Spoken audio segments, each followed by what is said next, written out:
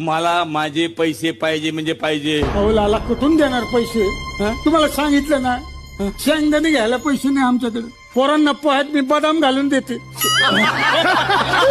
4-5 दिवस गाळा सुकलाय.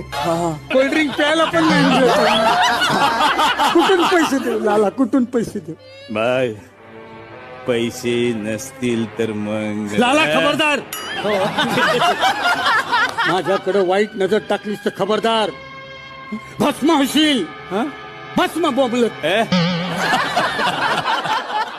अरे इतकी वर्ष झाली माझ्या नवऱ्यानं माझ्याकडे बघितलं नाही, आणि तुझी ही हिंमत.